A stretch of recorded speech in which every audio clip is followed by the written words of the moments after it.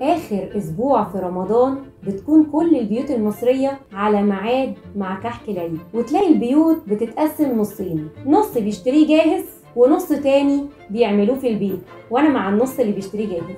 وحكاية الكحك دي بقى ما بدأتش من 100 ولا 200 سنة، لا لا لا لا خالص، ولا من أيام الفاطميين زي ما توقعتوا. دي الحكاية بدأت من قبل كده بكتير، وبالتحديد من حوالي 5000 سنة أيام المصريين القدماء. وفي مقابر طيبة ومنف صور المصري القديم طريقة صناعة الكحك على جدران المقابر، فكانوا بيخلطوا عسل النحل بالسمنة ويقلبوها على النار، وبعدين يضيفوا الدقيق وتتقلب كويس لحد ما تبقى عجينة، يشكلوها على هيئة إقراص أو حيوانات وأوراق الشجر والزهور ويرصوها عشان تدخل الفرن. وكانت في أنواع تانية من الكحك بتتقلي في السمن أو الزيت، لكن الكحك على شكله الحالي بدأ في عهد أحمد بن طولون. العجيب إن كانوا بيحطوا دينار ذهب في كل كحكاية عشان يقدموه لرجال الدولة وعلية القوم. وفي مرة من المرات نبه كاتب أحمد بن طولون واحد من ضيوفه وقال له افتن له لحسن الدينار يكسر سنانه،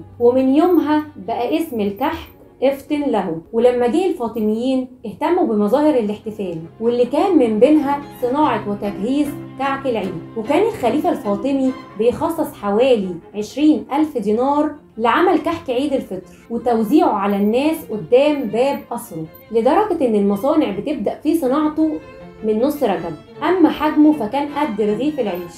وفي عهد المماليك نزلت صناعة الكحك من قصر الحاكم لكل الناس، يعني سواء النهارده كنت بتاكله ساده او بملبن او كحكه عجميه، خليك فاكر انك بتعمل حاجه عاملاه جدودك من آلاف السنين.